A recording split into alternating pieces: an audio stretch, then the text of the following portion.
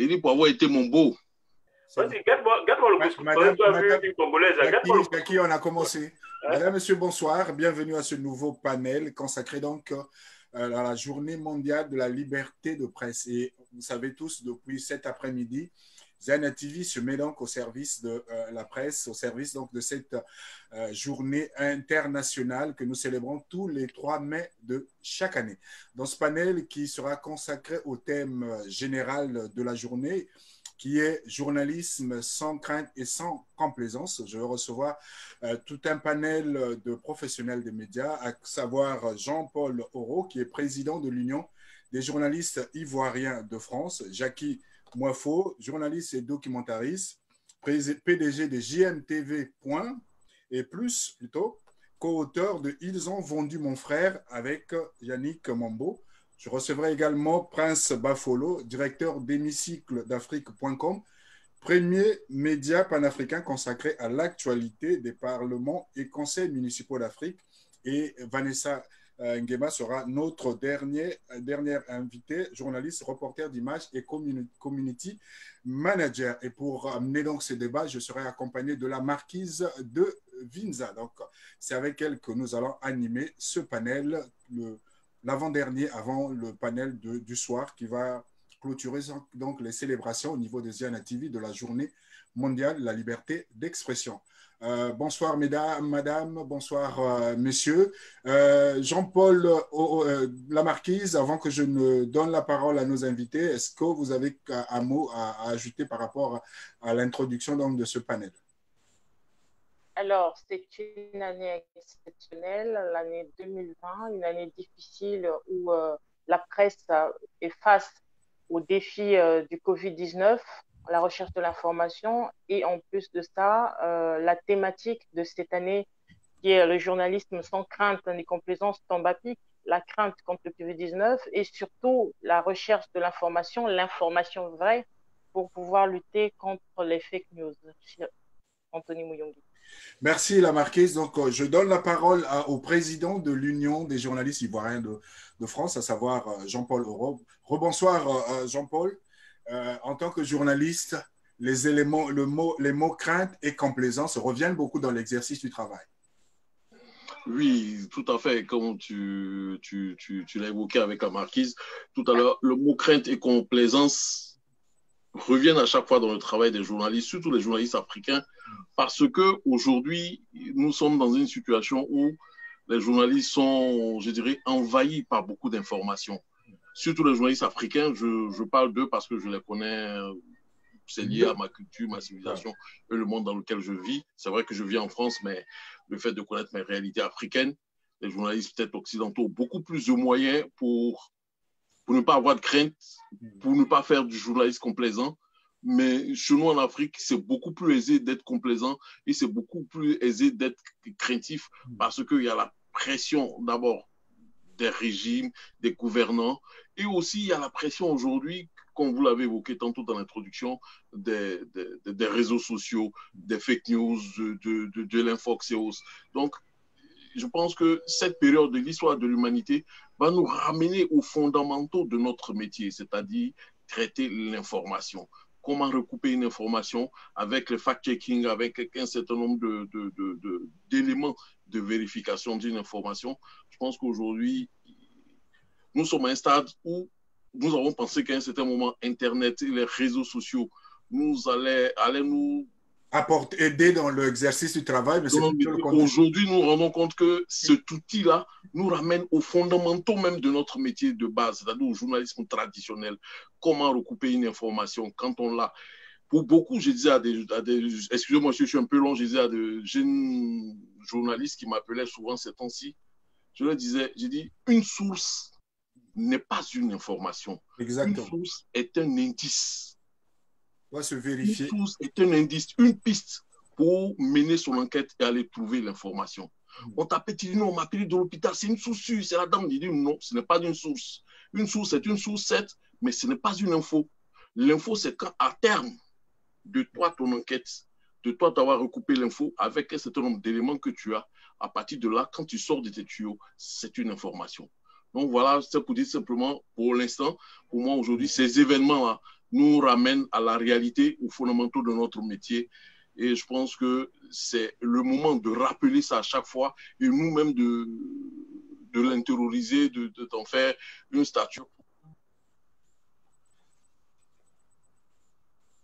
Alors, son micro est coupé, Anthony. Oui, Jackie, tu as entendu ce que Jean-Paul vient de dire, que la complaisance et la crainte sont des éléments avec lesquels nous travaillons régulièrement. Soit on se décide d'être craintif et complaisant et on fait le travail d'une façon médiocre, soit on bannit la crainte et la complaisance et on fait le travail de qualité pour le bien du public.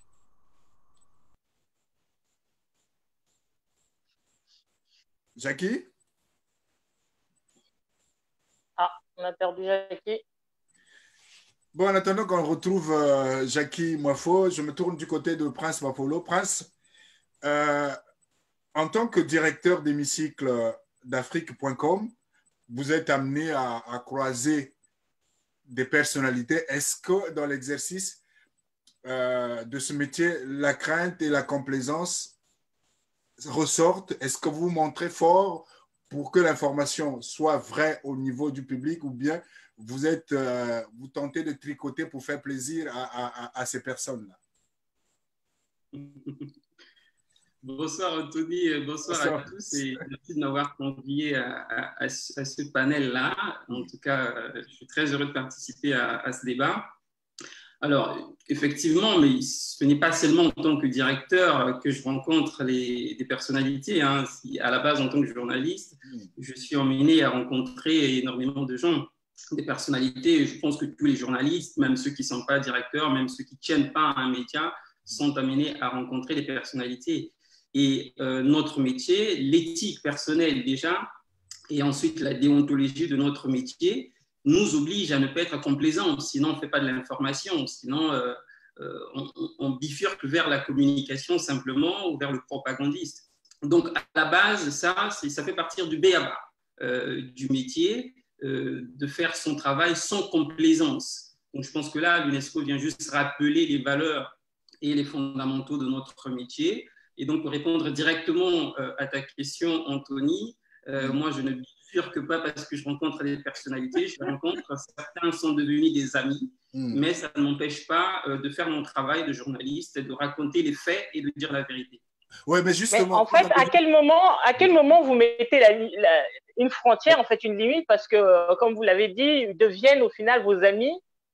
Ça peut arriver de vous retrouver au restaurant, de discuter dans un coin de couloir. À quel moment vous mettez cette limite en disant là, c'est de l'information, c'est du journalisme, là, c'est un ami avec qui je suis en train de parler? Est-ce que quelque part, il n'y a pas un abus des informations qui vous donnent, entre guillemets, de se dire voilà, ça, je vous l'ai dit, c'est pas en tant que journaliste, ça, je vous l'ai dit en tant qu'ami. Comment vous faites la synthèse? Ça dépend. Tous les journalistes savent que quand vous faites une interview ou simplement vous discutez avec une personnalité, il y a ce qu'on appelle le off. Il y a ce qui ne se dit pas. À côté, il y a ce qui se dit. Donc, pour moi, il n'y a pas de limite. Moi, je ne considère pas qu'il y a de limite. Pour moi, une information est une information. Après, toute information ne se dit pas. D'accord? Donc, moi, je peux être ami avec une personnalité qui me donne des informations. Quand je considère que cette information doit être diffusée et que le peuple en a besoin et que ça participe à l'édification de la démocratie, de la paix ou de la justice, et que simplement c'est important que cette information ne soit pas étouffée, moi je la donne. Pour moi, ce n'est pas une question de c'est un ami, il me donne une information, il ne faut pas la divulguer ou pas. Encore une fois, comme je disais, il y a ce qui doit être dit et ce qui ne doit pas être dit. Mais moi, je considère aujourd'hui, dans le cadre du coronavirus, par exemple, si j'ai un ami médecin qui me donne une information que dans sa clinique, il y a des malades, par exemple, qui ne sont pas traités et qui sont abandonnés au profit d'autres, ce n'est pas parce que c'est un ami que je ne vais pas le dire. Ce que je vais faire en tant que journaliste, c'est que je vais essayer de recouper. Parce que ce qu'il faut savoir, c'est aussi, ce n'est pas parce que c'est un ami qui me le donne que c'est vrai. Là, on parlait tout à l'heure de la vérification. Jean-Paul parlait tout à l'heure de sources. Donc, c'est un ami, il travaille dans une clinique, il me donne une information, d'accord, mais je vais passer 2-3 coups de fil pour vérifier cette information. aller voir avec ses collègues à lui qui travaillent dans cette clinique si l'information qu'il vient de me donner est vraie. Je ne vais pas aller la divulguer tout de suite sous prétexte que c'est un ami qui me l'a donné et que cette information est vraie. Donc voilà, moi je ne place pas de limite et je considère simplement que je dois faire mon boulot tel qu'il est dicté par les principes fondamentaux, récolter, vérifier, recouper et divulguer. Moi, je pense que je peux. Oui, tu peux aller, oui. Je pense que la question de la marquise est bien plus vicieuse que ça. Ben, toi aussi tu es ami à certaines personnalités, donc tu es capable de répondre. Sa question est bien plus vicieuse. Il ne s'agit pas que les amis soient des sources. Il s'agit que des amis soient des éléments d'information ou bien des éléments impliqués dans une information. À ce niveau, qu'est-ce qu'on fait? Imaginons que je sois l'ami du ministre de l'économie et des finances de Côte d'Ivoire et que je sois au courant de détournement de biens, d'argent des caisses de l'État. Mais comme c'est mon ami, j'en parle. Voilà. N'est-ce pas, la marquise? Ou bien je me trompe? Tout à fait. Vous avez raison. À ce niveau-là, qu'est-ce qu'on fait? Vous savez, moi, je donne ma part de réponse, puis je ramène la question rappelle-moi ton prénom. Prince. Voilà, Prince. En fait, pour moi, c'est simple. Il y a l'éthique du métier, comme il a évoqué lui-même tantôt. Il y a l'éthique personnelle, qui est là aussi. Et puis, il y a ce qu'on appelle, au fond de soi-même, il y a l'obligation personnelle de donner un certain nombre d'informations. Au sein même d'une rédaction, il y a ce qu'on appelle la clause de conscience. Clause de conscience. Quand vous signez un papier ou bien faire un papier, je peux évoquer cette question et puis ne pas le faire. Vis-à-vis aussi d'un ami, je peux avoir une information qui peut être la mienne. Nous-mêmes qui sommes journalistes là, nous sommes très souvent des sources pour certains journalistes. Voilà. Je peux avoir une information qui concerne un ami, mais comme je sais qu'elle est grave, qu'elle ne peut pas rester, on trouve des circuits pour informer d'autres journalistes de l'information et puis il va aller mener son enquête. Ça là, ce n'est pas nouveau. Dans notre milieu, c'est possible, ça se fait partout en Afrique, en Occident, ça se passe comme ça. De sorte que mon ami ne sache pas, ou bien je préviens mon ami, prépare-toi, arrange tes affaires, mais je viens d'en prendre dans notre milieu là, et il y a telle affaire qui arrive. Voilà. Mais il me sera difficile, au nom de mon éthique personnelle, franchement, je parle pour moi. J'ai un ami, je finis de causer avec lui, je suis au courant de ses affaires, et puis je suis le premier à aller balancer ça dans la presse, je ne le ferai jamais. Personnellement, moi, je ne le ferai pas. Mais Jean-Paul, dans le sens contraire aussi, est-ce que dans cette relation qui se tisse entre journaliste et personnalité, il n'y a pas crainte que la personnalité manipule le journaliste en lui glissant des informations? Ça arrive à quasiment 90% des relations, surtout un journaliste africain et personnalité politique. Les personnalités politiques manipulent essentiellement les journalistes pour deux raisons. Un, il est difficile d'avoir la source. C'est-à-dire que le fait que la source ne soit pas protégée dans nos pays, la source d'information, moi je prends l'exemple que je connais en Côte d'Ivoire, n'importe quel juge peut se lever, demander à un journaliste qui publie un document, une enquête, et il sort des documents. Il peut lui demander d'où tu sors tes sources. Et il est obligé. Dès que la source n'est pas protégée, déjà le journaliste est craintif. Mais comment on sait ça? Si moi je suis les milices, ils ne sont pas des cons quand même, c'est les gens qui ont fait les bonnes études. Et puis ils ont l'argent, ils ont l'info, ils ont l'argent. Ça y est, ça, on manipule le journaliste. Donc, très souvent, c'est au journaliste qui a ses facultés. Moi, je dis toujours, et très souvent, ça, c'est lié à l'expérience de chacun. Ça, c'est lié à l'expérience de chacun. Petit à petit, on se rend compte que, là, sur ce coup, j'ai été manipulé, ou bien là, sur ce coup, monsieur. C'est au fil des années, au fil de ça qu'on gagne en cette expérience. Et puis, on sait là où aller avec un ami ou une personnalité ou quoi que ce soit. Moi, je dis personnellement à mes jeunes amis journalistes, à mes jeunes frères journalistes, qu'un homme politique n'est pas ton ami. Exactement. Il n'est pas ton ami. Il t'utilise certainement parce qu'aujourd'hui tu écris, parce qu'aujourd'hui tu as une belle plume, tu es son camarade. Le jour où tu ne seras plus journaliste, tu ne vas plus écrire dans un journal, tu vas voir qu'il ne sera pas ton camarade. Merci Jean-Paul. On va donner la parole à Jackie. Jackie, oui, tu es de retour? Jackie, crainte et complaisance, deux éléments qui reviennent dans le cadre de l'exercice du journaliste. Hein? permettrez de saluer Prince Bafolo, que je Oui, connais exactement, pas. tu peux le Je rencontre saluer. pour la première fois. Je salue la marquise de Visa, que je ne connaissais pas non plus.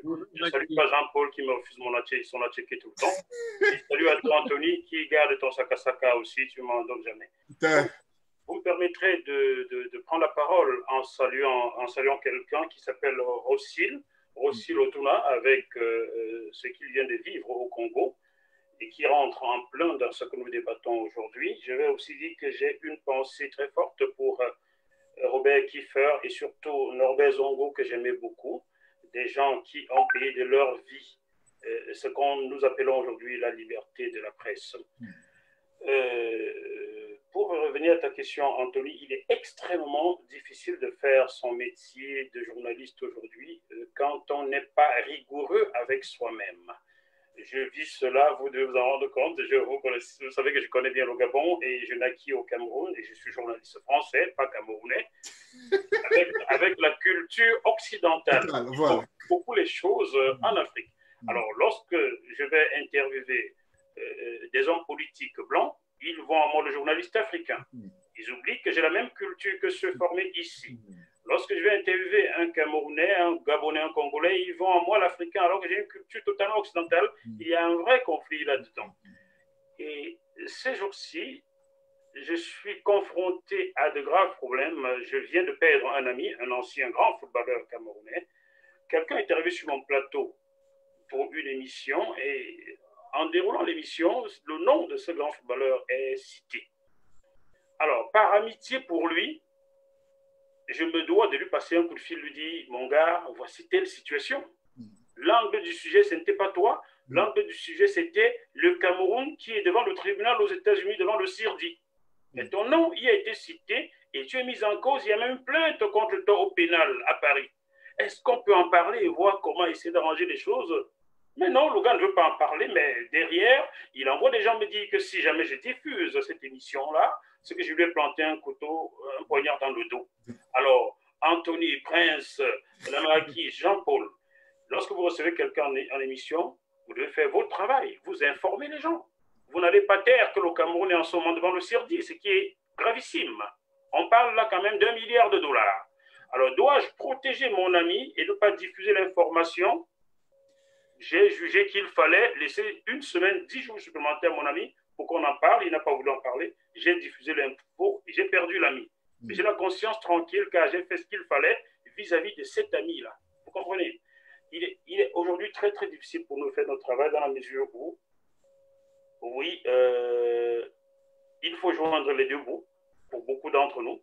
Nous n'avons pas les grands médias là, je ne vais pas citer, je ne vais pas leur faire de la pub. Il faut joindre les deux bouts. Exact. Et ils sont conscients, les hommes politiques comme les artistes ou les sportifs, ils sont conscients de cela et essayent d'acheter nos consciences. Moi, je ne vends pas la mienne. Je suis pauvre, je resterai pauvre et je ferai toujours bien mon travail. Voilà. Est-ce que Jackie, au cours de l'exercice de ton travail, à un moment, tu as craint pour toi, pour ta vie, et tu as été complaisant? Ça s'est arrivé?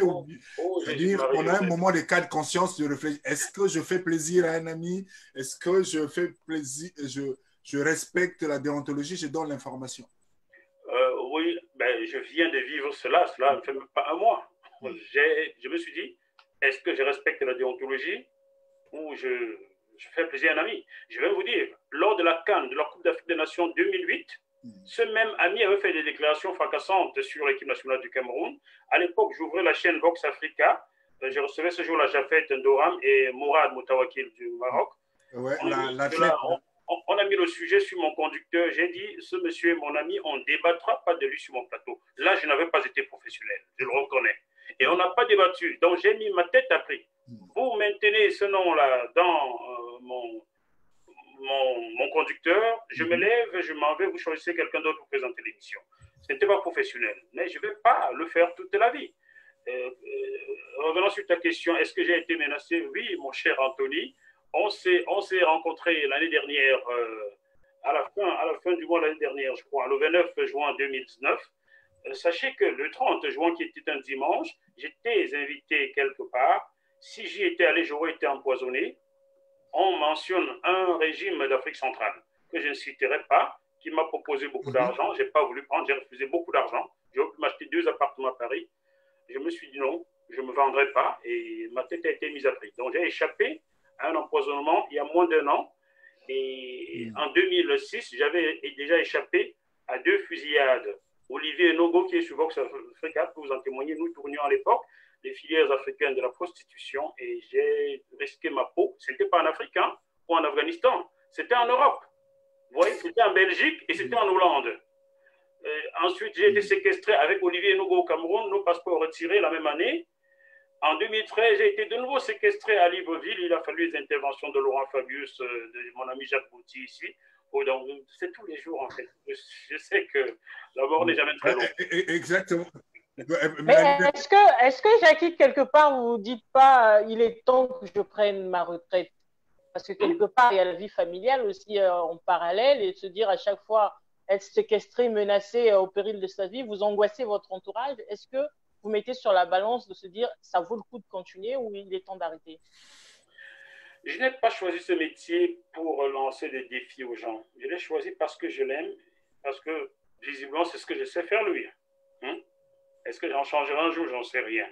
Donc, oui, je sais que le danger est là, mais qui d'entre vous ne sait pas le danger est là? Pour ne pas le savoir, il faut ne pas faire ce métier-ci. Et en plus, lorsqu'on a choisi d'être journaliste d'investigation, on sait qu'on a une épée de Damoclès sur la tête toutes les secondes. Oui, lorsque je marche, je regarde mon épaule, je sais qu'il peut m'arriver quelque chose. Je peux vous confier quelque chose qui touche un peu ma vie intime. Lorsqu'une nana me sourit, elle me fait peur. Je me dis, elle vient de quel bord là? Qui l'a envoyée? Voilà. Jean-Paul, tu ris. Non, ben, là, ça frise la paranoïa. Ah, bah vas-y. Vas-y, continue de dire ça. Tu n'as pas fait l'investigation, Jean-Paul, je crois. Regarde déjà le documentaire que j'ai tourné, les filières africaines de la prostitution. Va toucher à la prostitution dans ce monde et tu mets ta vie en danger. Va tourner un documentaire comme celui que j'ai fait sur le aussi, puis quelquefois, bon, en espérant ne pas franchir la ligne jaune, ne pas passer de l'autre côté. Tout ce que je souhaite à toi, Jackie, c'est de réussir tout ce que tu fais, toutes tes enquêtes, et que la mort s'éloigne le plus longtemps de toi jusqu'à ce que tu aies 110 ans. Jean-Paul, je viens de guérir du Covid-19 il y a 1 mois, donc la mort m'a laissé encore.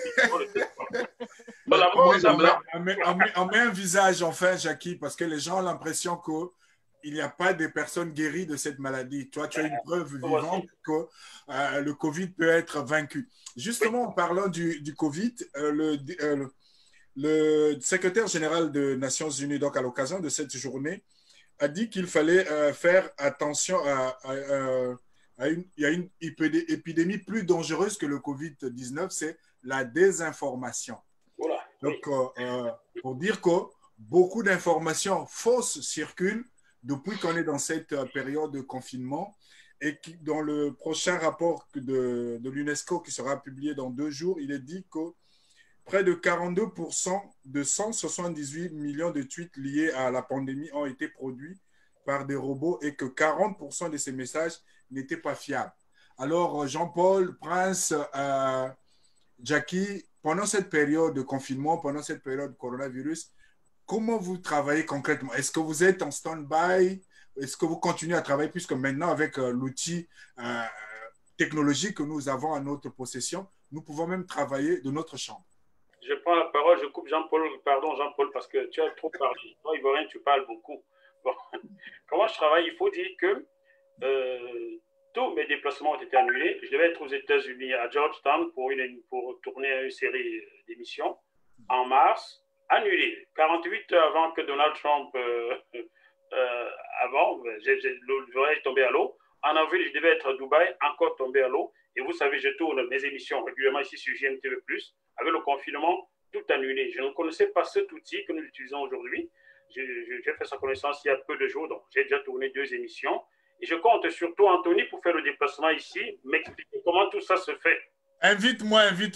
Avec son attestation. Tout le monde est témoin. Marquise, Vanessa, Prince et Jean-Paul, vous êtes témoins. Anthony, je ne sais pas tout faire. J'ai besoin de toi pour aller ça chez moi. Voilà. Ok. Alors, Jean-Paul. Mais comme Jackie l'a dit, hein, toi-même tu l'as déjà annoncé par l'utilisation de réseaux Internet, c'est-à-dire voilà, Zoom, WhatsApp, machin, pour passer quelques coups de fil, recouper un certain nombre d'informations par ce type de, par cet outil-là. C'est vrai, c'est un peu difficile d'être sur le terrain parce que quelquefois aussi, la confiance avec une personne qui va te donner une information, te la confirmer. Quelquefois, quand sur le téléphone, il n'y a pas trop la confiance, il dit, mais qui est derrière?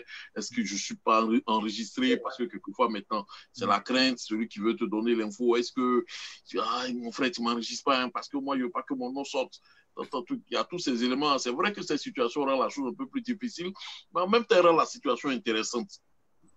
Parce qu'au bout de ça, là, quand tu arrives à avoir l'info, quand tu arrives à obtenir quelque chose, il y a quelque chose de tellement jouissif là-dedans que tu te dis, ouais, tu as fait ton boulot, tu es content. Moi, je pense que c'est ce petit côté intéressant. C'est vrai, la difficulté est énorme. Il est difficile de sortir, de voyager, passer quelques coups de fil, faire ceci, faire cela, rencontrer des gens, parce que ce métier aussi, c'est cela. Hein. Au-delà, comme Jacques l'a dit. Physique, ouais. Voilà, le caractère physique, aller aux États-Unis, rencontrer des gens, aller à Dubaï, il a perdu deux, trois voyages. Mais pourtant, ces gens, il peut les avoir par WhatsApp, mais, ou par vidéoconférence. Mais le contact direct met plus en confiance peut-être la personne avec laquelle il va faire son élément. Moi, je pense que ça rend beaucoup plus difficile, mais il y a les outils qui sont là, il y a Internet, il y a ceci, et puis il y a les éléments de fact-checking, et puis je pourrais dire, on se débrouille avec chacun. Les gens, Paul, permets-moi de te couper, s'il te plaît. Tu sais, le full contact, avec le full contact, on arrive à tirer de quelqu'un ce qu'il n'aurait jamais donné de Exactement. Je préférerais toujours le terrain. Ouais, merci, Jackie. On donne la parole à Prince. Ça fait un moment que Prince n'a pas dit un mot. Prince, tu es là? L'homme qui protège ses amis. Je ne vais pas revenir sur ce qui a été dit parce que c'est tellement vrai que je ne vais pas faire de doublon. Hein, oui, mais allons dans un cas particulier, le cas de hémicycledafrique.com, qui est à la fois un magazine numérique et un site internet. Comment tu travailles en ce moment pour les infos? Je suis allé sur le site, sur l'info. En ce moment, à la une, c'est Guillaume Soro qui continue qui vise toujours la présidence malgré le fait d'être condamné à 20 ans d'emprisonnement. Alors, déjà, pour commencer, il faut que je te dise qu'on a réduit notre production à au moins 95%, parce que là aussi, pour protéger les collaborateurs qui travaillent sur place, ça ne sert pas de demander à chacun, à tous, d'aller sur le terrain, c'est assez compliqué.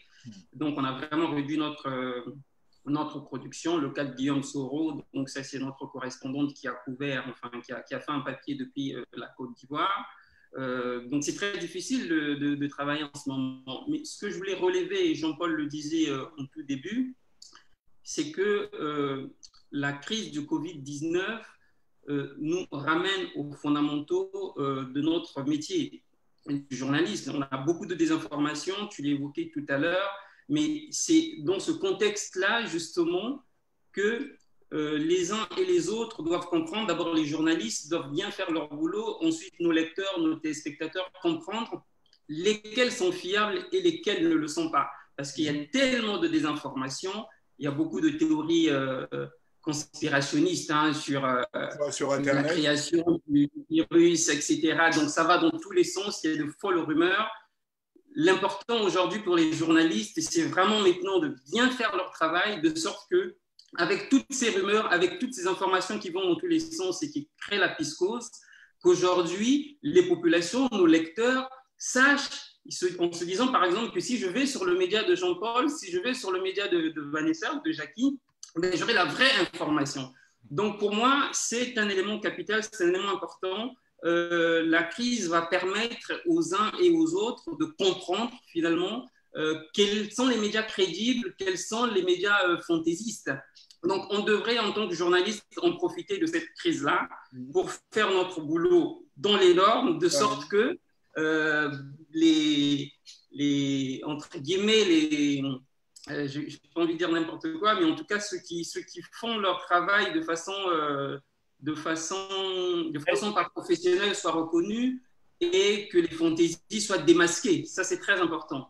Est-ce que Prince, alors, c'est important ce que vous êtes en train de dire, Prince. Moi, j'aurais une question. Est-ce que ce n'est pas plus difficile parce qu'on est en période de confinement et actuellement, c'est l'outil Internet que nous utilisons tous, sauf qu'en gros, il est parasité en termes de flux d'informations, de fake news, d'intox. Comment être un bon journaliste face à cela, sachant qu'on en termes de mobilité, la mobilité est réduite, et d'une part, la mobilité est réduite, et d'autre part, vous avez un flux d'informations, on va dire, à plus de 50% de fake news. Comment se dire traiter cette information? Est-ce que ça vous prend plus de temps que d'ordinaire, ou des fois vous dites que vous allez faire des choix aléatoires pour les publier? Ça prend plus de temps, effectivement, c'est très difficile, mais je pense que c'est aussi dans les situations difficiles qu'on reconnaît les bons journalistes. Pour revenir sur le cas de la Côte d'Ivoire et du dernier sujet qu'on a traité, Guillaume Soro, sa condamnation et son engagement à être candidat, et j'ai Jean-Paul qui est le président de l'Union des journalistes de Côte d'Ivoire. Pour moi, c'est une source d'information. C'est-à-dire que le flux d'informations qui circule sur les réseaux sociaux aujourd'hui n'empêche pas Jean-Paul d'être un professionnel aguerri. Ça n'empêche pas Jean-Paul de recevoir des informations de la Côte d'Ivoire ou simplement des journalistes ivoiriens en France qu'il, entre guillemets, entretient. Hein? Donc, moi, j'ai des sources d'informations, j'ai un carnet d'adresses, un élément qui est très important dans la pratique de notre travail. La crise, il y a la difficulté, c'est vrai, mais ça ne m'empêche pas de garder un contact direct avec des professionnels aguerris, avec des sources d'information, qu'ils soient en Côte d'Ivoire, en France, qu'ils soient des journalistes ou simplement des hommes politiques. Donc, c'est très difficile. Ça, c'est clair que c'est difficile de travailler dans ces conditions-là. Mais encore une fois, on a le téléphone, on a les messageries, etc. Ça permet toujours de vérifier, de recouper les informations et de rester crédible. Merci, Prince. On va donner la parole à Vanessa Nguema qui nous a rejoint. Vanessa, tu es là? Allô? Vanessa Nguema? Non, elle n'est pas là. Bon, je crois qu'on l'a perdue. Vanessa? Je crois qu'on l'a perdue. On va continuer donc notre tour. Il faut qu'elle actionne son micro. Le micro est coupé? Son micro est coupé, oui. Ok, alors donc en attendant qu'on règle à gauche. Le problème du côté de Vanessa. Vanessa, on ne te voit pas, on ne t'entend pas. On aimerait bien avoir ton avis sur cet échange que nous avons autour du thème de cette journée mondiale de la liberté de la presse 2020, journalisme sans crainte ni complaisance. Et vu le contexte particulier dans lequel se trouve l'humanité depuis quelques semaines, des milliards d'êtres humains confinés, la vie active est au ralenti depuis plus de 50 jours pour ce qui concerne l'Europe, donc l'Italie, la France et l'Allemagne. Et nous avons donc cette journée, c'est aussi l'occasion de nous mettre en garde contre la désinformation sur la pandémie Covid-19. Vanessa? Alors, on va voir du côté de la régie. Est-ce que Cyr a la main sur sa caméra, peut réactiver sa caméra ou son micro?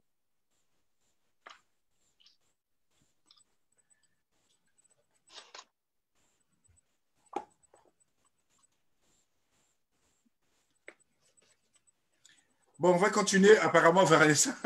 Mais sur l'écran, nous avons Jean-Paul Oro. Jean-Paul, en tant que président de l'Union, on va sortir un peu du cadre pratique, mais on va prendre juste cette casquette de président de l'Union.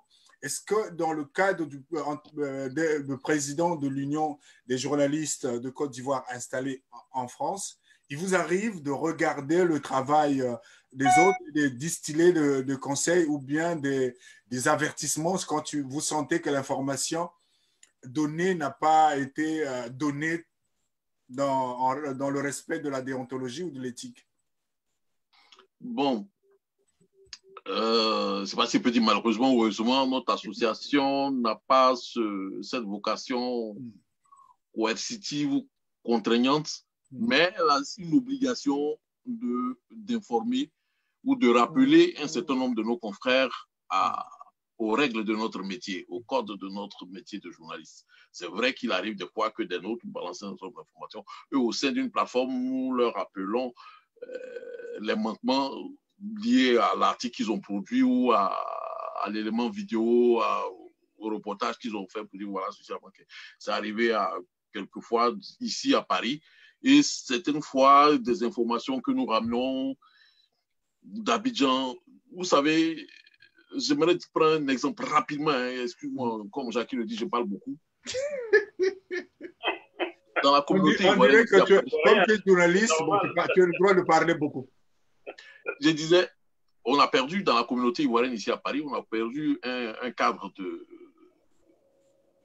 la communauté ivoirienne, mais de la région de Guibérois, au centre-ouest de la Côte d'Ivoire. Et sa famille a bien voulu que dans cette histoire de confinement, que le corps, parce que le monsieur l'avait désiré, il avait pris une assurance pour ça, il veut être enterré chez lui au village. Son corps part à Abidjan, en Côte d'Ivoire, et à la suite de ça, il y a toute une histoire qui part dans tous les sens. Il y a des bruits qui circulent de partout. Le monsieur, au lieu d'être enterré dans son village à Kibéroua, il est enterré à Abidjan, à Yopougon. On raconte que non, son corps il est décédé du Covid, il est décédé de ceci, il est décédé de cela. Donc, du coup, si on l'enterre chez lui là-bas, son corps va pendant 10 ans, contaminer le sol. Quand ces échos m'arrivent à l'oreille, voilà, je me dis, c'est fou, je ne peux pas laisser mon instinct de journaliste, je ne peux pas laisser cette affaire-là, ce n'est pas possible. Il faut que j'aille jusqu'au bout. Qu'est-ce que je fais? Je prends mon téléphone, j'appelle les parents, j'arrive à voir le neveu, tout ça. J'ai dit, mais le gars a décidé de quoi? Non, je dis, bon, écoutez, est-ce que tu es capable de me fournir le document? Parce que quand on fait rapatrier un corps, le certificat de décès, voilà, l'administration française délivre un document sur lequel il est marqué il dit, ouais, je peux te l'obtenir. La mort voilà, la cause de la mort, tout ça. Il m'envoie le document. Sur le document, je constate dessus qu'il s'est marqué décès. Ce monsieur est décédé d'une mort naturelle. Je me dis, mais comment ça se fait que le monsieur est arrivé à Abidjan? Les parents racontent là-bas. Donc, moi, je suis à Abidjan ici, je suis à Paris. J'appelle ma rédaction, je suis correspondant du quotidien L'Intelligence d'Abidjan. J'appelle ma rédaction, j'informe mon patron, je dis voilà une situation qu'il faudrait qu'on décante. C'est quelle société qui a pris le cercueil là-bas en charge quand il est arrivé à l'aéroport d'Abidjan?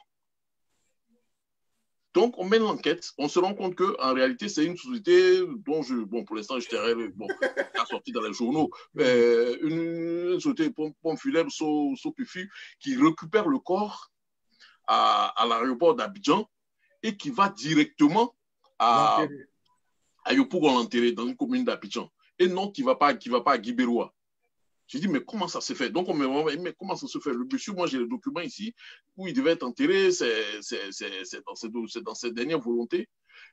Sur le document, parce que le corps part par avion à Tunis, et c'est de Tunis, il part à Abidjan, la société de pompes funèbres a marqué en supplément à la main au stylo sur les documents de transfert du cercueil, suspecté sous un soupçon de Covid-19. Oh. Et comme nous, les Africains, on a mal communiqué. Quand je dis nous, les Africains, je ne parle pas des journalistes, je parle des États, je ne parle pas des dirigeants qui ont mal communiqué sur cette maladie-là. Pandémie-là, oui. Ils ont fait comme si c'était une maladie, une peste. Ebola, la peste. Aujourd'hui, en Afrique, quelqu'un qui a Covid-19, on te présente comme un pestiféré. Donc, du coup, ça crée une sorte de psychose dans la tête des villageois. Quand ils ont appris que le corps de leur cadre, celui qui a construit des villas dans son village, ils ont dit non, ils ne le reçoivent pas. Ce papier on l'a fait 3 fois la une de l'Intelligence d'Abidjan avec.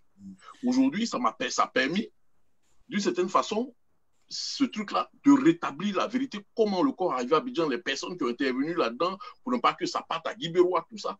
Les parents de Paris, ils m'ont appelé, m'ont dit merci, tu as fait un travail professionnel. Je dis, mais voilà, pour moi, quelque chose qui arrive dans ma tête qui ne sont pas normal, il faut que je connaisse ce qui se passe là-dessus. Moi, je pense que c'est ça, en fait, aussi. Au-delà de la passion, il y a ce petit instinct qui te dit, non, ça là, c'est pas clair. Tu veux voir clair dedans, puis ça te pousse à aller fouiller, et puis tu trouves. Voilà. C'est vrai que j'ai eu quelque part des insultes parce que, vous savez, les histoires de famille, ça part dans tous les sens. Mais voilà, c'est ça. Au-delà de la question que tu m'as posée, Anthony, c'est vrai que nous nous posons, mais en fait, tirer les oreilles entre nous-mêmes. Même mon expérience personnelle me dit que dans cette situation-là, moi je disais que dans cette situation, lorsqu'on va au bout de notre petit instinct, de notre petite intuition, on arrive à sortir des choses. Et quand on le fait, c'est intéressant, cette petite satisfaction-là qui fait que tu dis, oui, j'ai fait mon travail, je suis content, je suis satisfait. Je l'ai mené jusqu'au bout. Et moi, mon journal a envoyé quelqu'un, un journaliste sur le terrain, aller dans le village, la tombe qui avait été détruite là-bas, les photos, tout, rencontrer les personnes qui étaient impliquées, qui avaient été citées ici à Paris, à Abidjan, à Yopougon, lors des réunions du village, tout ça. Et puis ça a été décanté. Et puis bon, voilà, mes différents articles que j'ai suscités ou bien que j'ai conduits ont permis de retracer la vraie histoire de la dépouille de ce monsieur. Et puis aujourd'hui, la communauté est d'une certaine façon apaisée. En même temps, c'est la vérité. Moi, je pense que c'est ça, comme on l'a dit, ces situations-là doivent nous ramener aux fondamentaux de notre métier. Là, c'est le journaliste sans crainte et sans complaisance dans une situation particulière que le Covid. Mais Jean-Paul, ton anecdote, cet exemple nous a édifié. C'était pratiquement ta réponse pour nous montrer que la désinformation avait gagné plus du terrain que la vraie information. Le temps que toi, tu arrives à établir, le mal était déjà fait, la tombe a été déjà profanée. Alors, à ce moment-là, Prince, quand on est dans une société où la désinformation, l'information fausse a pris le pas sur la vraie information, qu'est-ce que nous devons faire, nous, journalistes, pour ramener la vérité au devant de la scène? De continuer à faire notre travail et de bien le faire. Mais effectivement, ce qui est compliqué, c'est les réseaux sociaux qui compliquent, qui compliquent la situation. Parce qu'aujourd'hui, tout le monde est journaliste. Hein. Chacun peut être à une gare, prendre une photo, aller sur Internet et puis publier un article, mettre une photo, etc. Et ça, c'est très compliqué. Alors, nous, on ne peut pas empêcher ça, bien évidemment. On ne peut pas monter au créneau pour prendre un fouet, etc. et faire arrêter ça. Tout ce qu'on peut faire, en tout cas, c'est mon point de vue, c'est de continuer à faire notre travail, mais bien faire notre travail. Parce que qu'on le veuille ou pas, la vérité finit par se savoir, le mensonge finit par être démasqué. Encore une fois, c'est impossible, c'est compliqué d'aller arrêter quelqu'un à Douala, en tout cas de demander à quelqu'un à Douala, ou je sais pas, à Mopti au Mali, à Tombouctou, qui a publié une fausse information de sa chambre. Oui, ça doit là pour les arrêter. On l'arrête. Voilà, exactement. En partant de l'exemple de Jean-Paul et par rapport à ce que tu dis, Prince, et tout à l'heure, Jackie a cité le cas de Rossil Otuna, et il aurait été licencié pour avoir posé une simple question en relation donc avec cette situation de pandémie. Donc, ça veut dire que, quelque part, l'information vraie également est retenue et que c'est à nous de bousculer un peu les choses pour que l'information vraie remonte à la surface. Oui, je suis tout à fait d'accord. L'information est retenue, la rétention d'information et tout ce que les autorités font pour étouffer l'information et pour étouffer les journalistes de donner la vraie information, ça c'est connu de tous. Hein, et j'en profite effectivement de dire mon soutien à Rossil qui n'a fait que son travail. Et c'est assez pathétique en 2020, en plein 21e siècle, qu'un journaliste soit licencié pour avoir fait son travail, pour avoir posé une seule question. Et c'est d'autant plus malheureux que la Constitution du Congo garantit la liberté de l'information et de la communication, son article 21. Et encore une fois, la Déclaration des droits de l'homme, en son article 19, là aussi, consacre cette liberté. C'est pathétique. J'ai été très touché que Rossil, pour cette question-là, que sur cette question-là, soit licencié.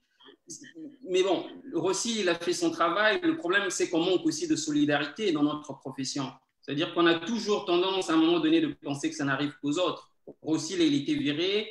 Très peu de journalistes à Brazzaville ont parlé de ça. Et là, il est dans son coin. Demain, ça arrivera à une autre personne. Et quelqu'un a parlé tout à l'heure des journalistes, des hommes politiques qui entretiennent des journalistes en donnant de l'argent. Et ça, c'est très fréquent dans nos capitales. Ça fausse le jeu. Parce que lorsque vous êtes entretenu par un homme politique, lorsqu'on a des journalistes qui sont en même temps attachés de presse ou chargés de communication dans des ministères, qui travaillent donc aux côtés d'hommes politiques, de directeurs, etc. C'est compliqué quand vous êtes dans une situation comme ça de prendre position. Mais presque, sans pour autant vous arrêter, est-ce que quelque part, ce n'est pas un retour de bâton de ces relations que moi je qualifie d'incestueuses, parce que quelque part, on se retrouve avec une tropicalisation de l'information où le journaliste est quelque part muselé et donc il détient sa profession dépend d'un tiers. Et aujourd'hui, on le voit avec le cas de Rothschild Otuna. Il connaissait bien ses ministres, ils font partie de son environnement et il a été sanctionné pour avoir posé une simple question qui était de l'ordre de son travail. Est-ce que ce n'est pas un retour de bâton finalement de ces fameuses relations d'amicalité avec tous ces ministres? Belle expression en relation, c'est ce que je suis tout à fait d'accord, c'est un retour de bâton et c'est pour ça qu'on doit prendre conscience. Parce qu'aujourd'hui, on parle beaucoup de liberté de presse, liberté d'expression, mais avec ce genre de positionnement en tant que journaliste, finalement, on ne peut pas être libre. Avec ce genre de positionnement, on aura toujours ce genre de situation. Et donc, ça doit nous faire prendre conscience. Alors, dans un pays comme le Congo, où on vit les uns à côté des autres, ou les uns sur les autres, où l'oncle travaille au ministère, la cousine travaille dans un autre ministère, où on connaît tout le monde, finalement, comment mettre cette limite entre le métier et finalement les relations amicales et la famille pour avoir la vraie information? Je pourrais intervenir? Oui, tu peux aller, Jean-Paul. Moi, sur ce sujet-là, moi, j'ai plusieurs fois interrogé là-dessus. Comment je travaille beaucoup avec des étudiants sur la question ça me pose la question de l'indépendance. J'ai dit, moi, j'ai un problème avec ça, l'indépendance du journaliste. Parce que nous dépendons tous d'une fiche de paye. Le cas de ce journaliste congolais qui est licencié, bon, je ne dirais pas, c'est un moindre mal. Il n'est pas allé en prison, ils ne l'ont pas séquestré. Ils l'ont licencié, c'est un rapport avec un employeur qui, à partir d'un moment, estime qu'il ne lui est plus utile, ou bien la production de son travail, ou bien il estime qu'il est insuffisant. Il peut motiver son travail comme il veut. Il peut motiver son licenciement comme il veut. Bon, certainement se retrouver devant les tribunaux en charge des questions entre employeur et employé. L'employeur pourra justifier ou motiver son licenciement. Pour moi, à ce niveau, même là, la question de l'indépendance du journaliste, pour moi, j'ai dit c'est un problème parce que tant qu'on est lié à une fiche de paye, la question de l'indépendance est difficile. Mais pour moi, le plus important, c'est la question de l'honnêteté du journaliste. Un journaliste honnête, il a posé sa question, raison pour laquelle il se trouve licencié. Mais j'ai dit toujours aux élèves étudiants, j'ai dit, quand on est journaliste, c'est comme quand on devient médecin. Même si on n'a pas d'hôpital où on travaille, le jour où tu marches et puis il y a un accident de la circulation, toi en tant que médecin, tu vas intervenir, tout de suite ton instinct va t'envoyer là-bas. Je suis convaincu que ce journaliste, c'est vrai, peut-être il n'a plus de journal ou écrit, ou de télé ou appareil, ou fait ceci ou quoi cela, mais il peut continuer son travail. Même sans recevoir de l'argent, continuer l'enquête. Là où, ce pourquoi il a perdu son boulot, il peut continuer à le faire. C'est vrai, nous allons demander beaucoup, hein, c'est vrai ce que vous êtes en train de dire, ce que tu dis, la marquise, concernant cette relation incestueuse. Mais aussi, c'est lié. Regardez, hein, moi, ça fait 20 ans que j'ai quitté la Côte d'Ivoire. Quand j'ai quitté la Côte d'Ivoire, mon salaire, c'était 120 000 francs CFA. Je repars à Abidjan. Ces dernières années, il y a 2 ans, il y a des journalistes qui ont 100 000 francs de salaire. Je dis, mais ici, pourquoi? Qu'est-ce qu'ils font avec ça? J'ai dit, mais pourquoi 100 000 francs. Moi, quand je quittais Abidjan, j'avais 100 000 francs comme salaire en 99 pour venir m'installer en France. Et puis, en 2018, je pars à Abidjan. Il y a quelqu'un qui a 100 000 francs de salaire, un journaliste, qui écrit, journaliste, il a le cadre de journaliste professionnel. J'ai dit, mais ce gars-là, vous pensez qu'il tombe sur un dossier qui traite de détournement de 10 milliards de francs CFA. Et puis, il va maintenant son enquête, il tombe sur la personne qui a détourné, qui a 10 milliards dans sa poche. Pendant que lui qui a 100 000 là, sa femme l'attend à la maison, elle n'est pas encore allée au marché. Son enfant n'a pas pu aller à l'école parce qu'il n'a pas payé la scolarité. Et puis, il arrive devant ce monsieur enlève 5 millions, même 10 millions, puis il lui donne. Vous pensez qu'en ce moment, il va faire quoi? Voilà des réalités, moi, je pense, qui sont liées aux questions existentielles du journaliste. Tant que dans nos pays, surtout en Afrique, on n'a pas mis des journalistes à l'aise du point de vue de leur salaire, ça là, on ne va jamais sortir de ça. Ou des journalistes seront obligés de devenir attachés de presse des ministres, seront obligés de devenir conseillers en communication des députés, seront obligés de devenir de maires, parce qu'au moins, là-bas, ils ont la garantie ou bien la sécurité de l'argent pour pouvoir nourrir leur famille. C'est ça. Voilà la réalité. Moi, je pense qu'il faudrait que nos États règlent. Il faudrait que les organismes qui règlent la question de la construction des entreprises de presse règlent. Il ne suffit pas seulement en Côte d'Ivoire, tu as 5 millions, tu vas créer une entreprise de presse. Tu crées un journal. Et puis, tu as embauché plein de jeunes qui sortent de l'université, des écoles de communication, de presse. Tu les prends là, tu les déposes. Eux, s'ils ont envie d'avoir du boulot, il n'y a pas de boulot. Ils ont envie d'avoir une signature, ils sont des passionnés. Ils viennent chaque fin de mois, tu leur balances 50 000 francs, 100 000 francs. Et tu penses que tu es en train de construire des journalistes? Non. Je pense que tu construis des journalistes, tu es en train de construire des gens. Et en plus, les journalistes sont considérés comme des cadres. Dans la plupart de nos pays, là, c'est des cadres. Voilà, exactement. Mais des cadres pauvres, des cadres qui ont 100 000 francs, 200 000 francs de salaire. Ceux-là, ils vont arriver dans des situations où on va leur mettre de l'argent et vous pensez qu'ils vont dire quoi? Moi, quelqu'un comme ça qui arrive à se faire corrompre devant une situation où il allait mener une enquête sur quelqu'un qui a détourné 10 milliards, puis il a mené son enquête, puis on lui a donné 10 millions. Sur les 10 milliards, là, il a dit, mon frère, prends bouffe, dégage. Merci. Jackie, tu as quelque chose à ajouter par rapport à ce que Jean-Paul vient de nous dire de façon très imagée?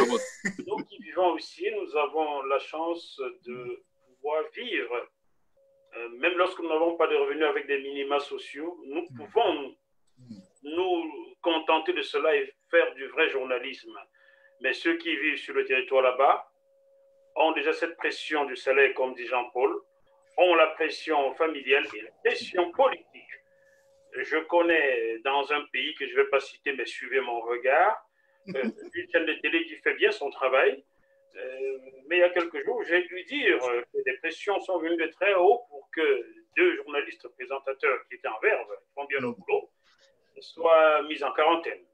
Je n'ai pas pu vérifier l'info, mais bon, tout est possible dans ce genre de pays dont les pressions viennent de partout et il serait difficile. Il est déjà difficile de bien faire son travail en France, hein, il faut vous le dire. Hein. S'il était facile de bien faire notre boulot en France, s'il y avait l'honnêteté, vous et moi serions sur des chaînes françaises. Mais nous n'y sommes pas parce que la marquise, toi, Anthony, tu en sais beaucoup trop sur les problèmes de pétrole au Congo. Prince Buffalo, je ne sais pas tu es de quel pays, Prince? Du Congo. Du Congo encore. Oh mon Dieu, tu en sais aussi beaucoup sur le pétrole. Jean-Paul en sait beaucoup sur le cacao qui transite par Londres. Moi, Jackie Mofo, j'en sais beaucoup sur toutes ces choses. Voilà pourquoi nous n'intégrons jamais les grandes chaînes de télévision françaises et nous faisons bien de créer les nôtres. Boostons-les et soyons solidaires. S'il vous plaît, désormais, je ferai appel à chacun d'entre vous pour un sujet, que ce soit Camerounais, Ivoirien, n'importe quoi. Soyons solidaires et construisons nos médias. Donc, c'est très difficile, même pour nous en France. En Afrique, ça l'est encore 10 millions de fois plus.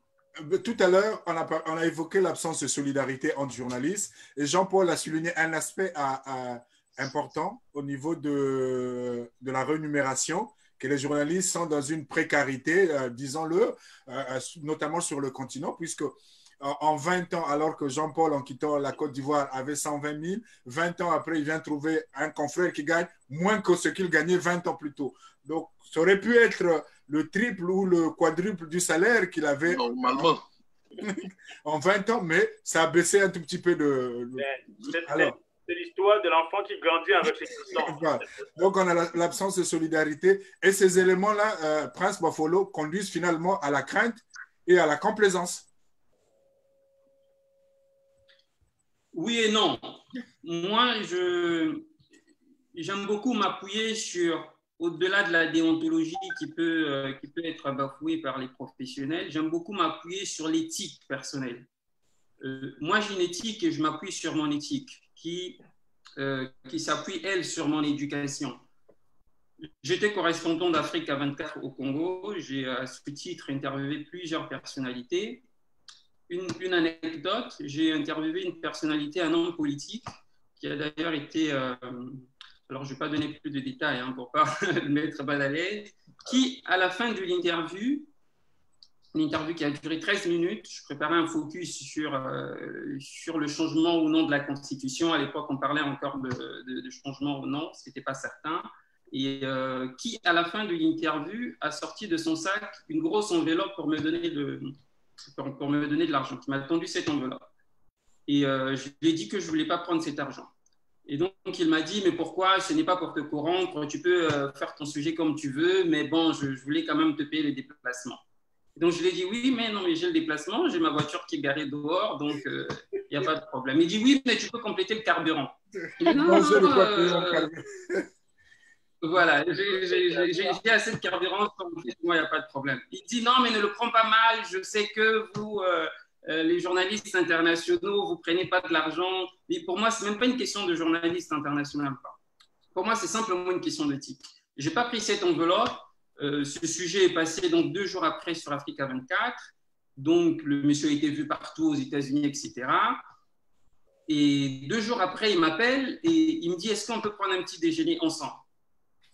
Donc, je dis oui, il n'y a pas de problème. Donc, on a pris le petit déjeuner. Et il m'a dit, je voulais simplement te remercier pour ce que tu as fait. Et en plus, tu n'as pas pris de l'argent. C'est la première fois que je tente de l'argent à un journaliste et qu'il refuse. Qu'il refuse. Oh mon Dieu, tu viens de trahir des contrats congolais. On les autres. Tu viens de torpiller tous les autres. Il va te donner mon numéro. Alors, Président, te donner mon numéro. Le jour où tu es si tu refuses, alors comment appeler? Je vais juste finir.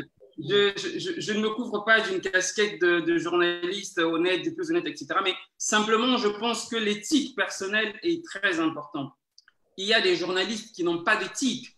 Ils peuvent se retrouver dans des pays industrialisés, dans des pays développés, dans des pays où il y a tout, il y a le nécessaire, comme disait Jackie, mais de continuer à faire tout et n'importe quoi. Donc, pour moi, c'est pas simplement parce qu'on est dans des pays développés qu'on essaie de bien faire notre travail et que les gens qui sont en Afrique et dans des pays dits pauvres ne peuvent pas faire leur travail. Il y a une question d'éthique.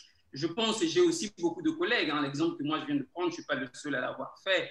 Il y a beaucoup de journalistes congolais qui ont cette éthique-là. C'est-à-dire que quand il se dit que là, je pense que je vais aller droit dans le mur, il se dit simplement, je ne préfère pas faire. Parce que je sais que si je fais le premier pas, ça va être un peu plus compliqué, donc je ne préfère pas faire. Il y en a beaucoup comme ça, des journalistes.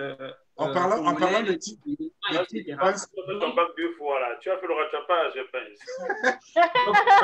En rejoignant Prince, par exemple, il y a un média au Congo où les journalistes qui travaillent pour ce média, on leur interdit de toucher tout ce qui n'est pas argent, puisqu'il y a ce système-là. Après un reportage, il faut recevoir une enveloppe de la part de l'organisateur, mais eux, ils ont une interdiction formelle de le faire. Celui qui est pris est viré. Donc, on peut dire aussi que ça dépend aussi de l'organisation dans laquelle on travaille. Et pour la première fois, on va avoir Vanessa Ngueba. Vanessa? Allô, Vanessa? Vanessa? Vanessa, est-ce que tu m'entends? Je te vois, mais je ne t'entends pas. Elle n'a qu'à activer son micro. Active ton micro, s'il te plaît. Il est sur la gauche. Alors, il faut juste toucher ton écran.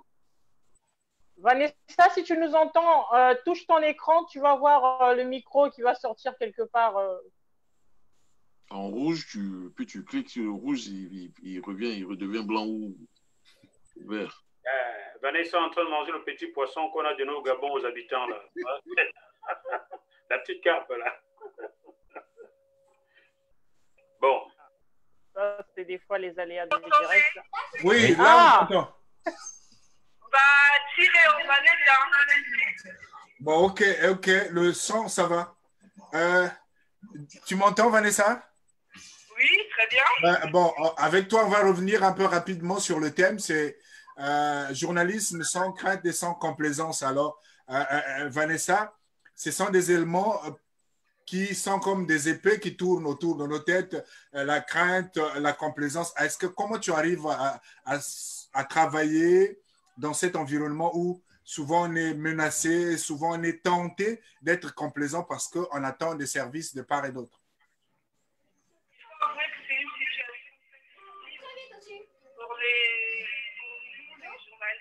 Alors, on t'entend très mal, Vanessa. Le son n'est pas bon, Vanessa. Est-ce que tu as un écran qui est juste à côté? Un écran qui est allumé? Est-ce que tu peux éteindre ton téléphone? Oui, en fait, il faut que tu coupes ton téléphone. Ah. Elle répond par téléphone. Elle répond par téléphone. Mais relance ton micro, là. Je relance mon micro? Voilà, regarde sur ton écran. Sur la gauche de ton écran. Sur la gauche de ton écran, il y a l'icône du micro. Clique dessus. Allume le micro. Tu l'allumes. Voilà. Tu m'entends? Moi, je vous entends. Mais nous, on t'entend par le téléphone. On t'entend très mal. Directement. On t'entend très mal, en fait. Je ne sais pas qu'est-ce qui se passe. Tous de blanc, là, c'est compliqué. Technologie, hein. Ouais, vas-y, bon. On t'écoute quand même. Vas-y, réponds à la question, s'il te plaît. Oui, c'était quoi la question? Comment tu arrives à travailler entre crainte, la crainte d'être, par exemple, molesté, la crainte d'être victime de son travail et surtout résister à la complaisance pour donner une information vraie et non une information biaisée? C'est une situation très difficile pour les journalistes. Puis il y a les enfants, tout ça autour. Bon, ben Sir, apparemment, Vanessa, c'est pas Vanessa, pas le top. On va continuer, donc c'est mieux de... Alors, Jackie, lentement et sûrement, on va arriver à la fin de notre entretien. Bon, je demande à la marquise peut-être une question avant qu'on amorce la dernière partie de notre entretien. Ah, je crois qu'il y a Jackie qui a une question. La marquise a une question pour moi? Non, vous avez levé la main. Est-ce que vous avez quelque chose à dire? Non, Anthony était en train de demander à la marquise de me poser une question, donc j'attends. Non. Je devais m'adresser à toi. Après, j'ai changé d'avis en cours de route. Mais il faut changer d'avis avec moi. Voilà. Prince, puisque Jackie est déjà engagé, Prince, est-ce qu'à un moment de ta carrière, tu as été, comme Jackie, partagé par l'envie de faire plaisir à un ami, d'être complaisant ou de... Voilà.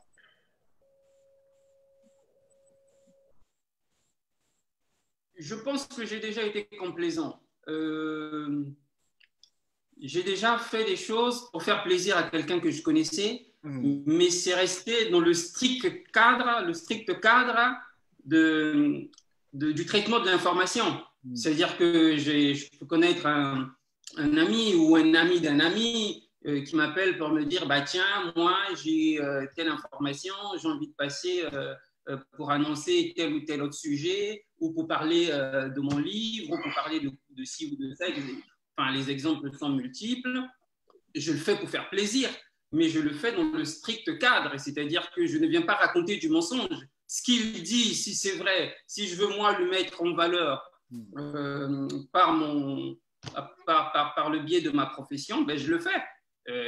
Mais je ne sais pas si c'est vraiment de la complaisance. Simplement, je ne veux pas aller mettre en valeur quelqu'un ou donner de l'information à quelqu'un ou mettre le pied à l'étrier à quelqu'un qui vient raconter du mensonge, qui vient raconter une information qui est totalement fausse et qui peut mettre en péril des milliers et des milliers de vies ou peut-être même un État. Donc, oui et non. Après, je ne sais pas si c'est de la complaisance, mais voilà. J'ai déjà comme ça... plaisir dans l'exercice. Faire plaisir à un ami sans pourtant biaiser l'information. Parce que la complaisance supposerait... Je tends la perche, je mets en lumière un ami, je mets l'information. Exactement. Ouais. Bon, cette fois-ci, j'espère que c'est le bon moment pour avoir Vanessa. Bonsoir à nouveau, Vanessa. Bonsoir, Anthony. Là, vous m'entendez? J'ai repris le téléphone, en fait. J'ai repris le téléphone. Moi, je suis ravi de te voir. Et bonsoir. Merci de nous rejoindre en cours de route. Alors, Vanessa, le thème de cette journée, du 3 mai 2020, est « Journalisme sans crainte et sans complaisance ». Est-ce que ce sont des éléments que nous retrouvons au quotidien dans l'exercice de notre métier, la crainte et être partagé à un moment par la complaisance? Est-ce que dans ce que tu fais, il t'est déjà arrivé d'avoir peur, d'avoir craint pour ta vie ou pour autre chose, ou d'être partagé entre faire plaisir à quelqu'un ou donner la bonne information. Et je sais que c'est Jean-Paul, c'est l'ambiance. Vanessa, c'est à toi. Bonsoir à tout le monde. C'est vrai que c'est un métier très difficile, bien qu'on puisse avoir en fait la conscience, parce que chacun d'entre nous agit parfois selon sa conscience. Bon, par rapport à la conscience du métier et à la déontologie, on est obligé d'être droit et de ne pas se compromettre à des fois. Mais c'est très difficile selon quelques situations. Je vais donner un exemple. Un jour, il m'est arrivé d'enquêter, d'avoir des amis de la presse française qui m'ont contacté pour me dire qu'ils avaient des éléments concernant mon pays sur X personnes que je connaissais très bien. Et donc, j'ai appelé cet ami pour lui dire, voilà, il y a cette information qui est sortie sur toi. Est-ce que c'est vrai ou faux? Et la personne me dit, Vanessa, essaie d'étouffer l'affaire. Avec l'amitié que j'avais pour cette personne, j'ai dû demander d'étouffer l'affaire, alors que c'était un scandale.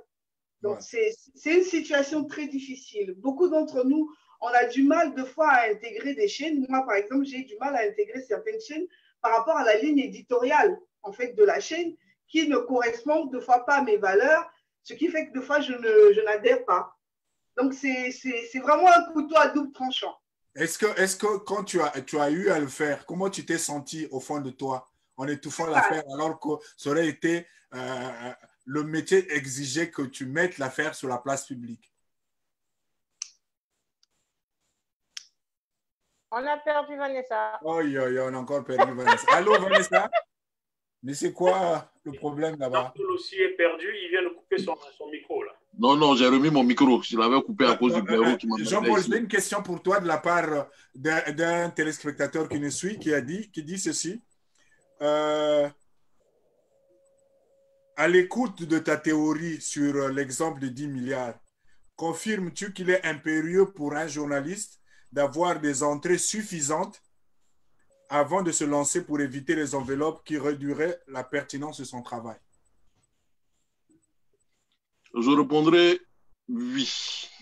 Pour moi, il est nécessaire qu'un journaliste soit à l'abri du besoin pour pouvoir enquêter sur un certain nombre de dossiers que j'appellerais fumants.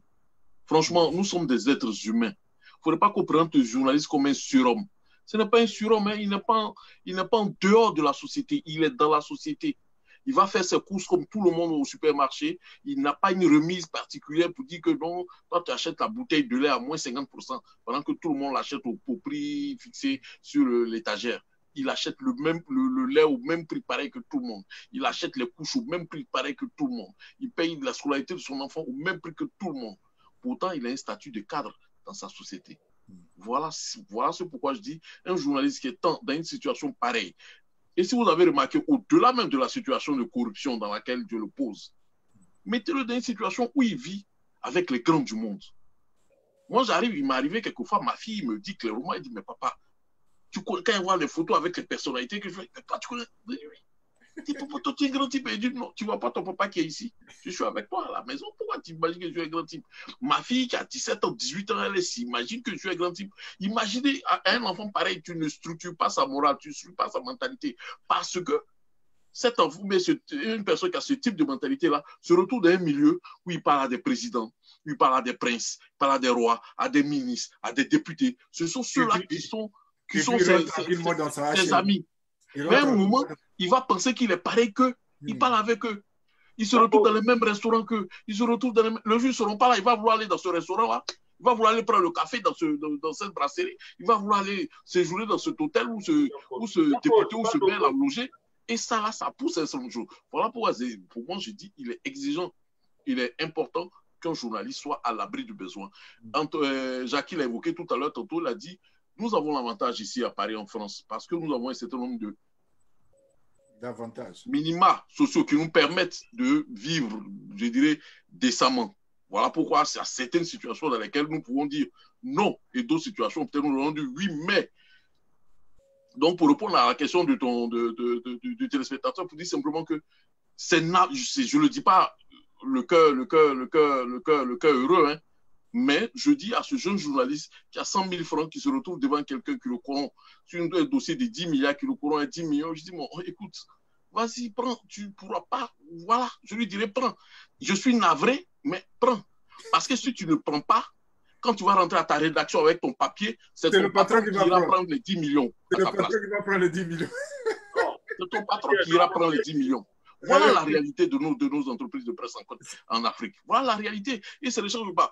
Et tout à l'heure, quand on est venu sur la question de la solidarité, je vais vouloir intervenir là-dessus rapidement, accordez-moi une minute, sur la question de la solidarité. Mais ça, c'est dû au fait aussi de nos organisations de défense des droits des journalistes dans nos pays. Très souvent, ces organisations de défense des droits des journalistes, elles sont inféodées ou ont des accointances suspectes avec les pouvoirs qui sont en place. Donc, du coup, le journaliste lui-même, il n'a pas très confiance en son organisation qui doit défendre ses intérêts. Donc, voilà, bon, si l'organisation même qui doit défendre mes intérêts, là, quand on me prend, on me met en prison, ferme sa bouche. Quand on me prend, on me licencie, ferme sa bouche. Mais il va arriver un moment, tous les autres journalistes vont dire, mon cher, ceux qui doivent nous défendre, ne nous défendent pas. Mon cher, si toi, on t'a attrapé là, chacun s'assoit, Dieu le pouce. Voilà un peu ce que je voulais dire tantôt, et en même temps la réponse du téléspectateur. Exactement. Pour Prince et Jackie, j'ai une question également sur liée donc à cette pandémie qui menace l'humanité. Le Covid-19 est accentué par un autre problème, c'est celui du tabou, à l'instar du sida. On sait tous que le sida a progressé en Afrique parce que le manque de communication, la sexualité était un sujet tabou dans les différentes communautés africaines. Donc, on n'évoquait pas publiquement la maladie. Et en pensant également à l'exemple de Jean-Paul sur ce monsieur qui est décédé et à qui on a refusé de reposer dans sa terre sous prétexte qu'il allait contaminer. Là aussi, il y a un manque d'information et un tabou. Donc, la question dit, ce tabou favorise la contamination. Les hommes et femmes des médias que vous êtes, n'assumez-vous pas une part de responsabilité dans votre manque de pédagogie lors du traitement de l'information irrelative? Si Prince me permet, puisque j'ai été touché, je ne sais pas si quelqu'un d'autre... non, tu es le seul ici à avoir rencontré le Covid. Par le Covid, je vais vous avouer que je ne voulais pas faire ce témoignage. Tu me permets, Anthony, de faire un peu de pub de JMTV Plus sur Giana TV. J'ai fait ce témoignage qui est intitulé « J'ai été malade dû, 3 points de suspension, mais je suis guéri ». Les 3 points de suspension remplacent le Covid qu'on ne doit pas prononcer, vous comprenez? Et c'est diffusé sur jmtvplus.com. Vous pouvez retrouver ce témoignage qui dure 17 minutes. Ok, on va le chercher. Je ne voulais pas le faire, mais une maman à moi, qui est avocate reconnue au Cameroun, maître Alice Combe, que je cite, m'a dit au téléphone, mon fils, tu dois t'exprimer. Vu le nombre de personnes qui te regardent par mois, tu es vu par au moins 2 millions de personnes au bas mot le mois, ta parole pourrait sensibiliser d'autres. N'aie pas honte de la maladie, tu ne l'as pas convoquée, elle t'a frappé. Donc il faut que tu témoignes. 5 jours après, je n'avais toujours rien fait, elle revient à la charge, j'ai dit, bon, ben, j'y vais. Et j'ai expliqué les choses. Oui, ça a beaucoup sensibilisé.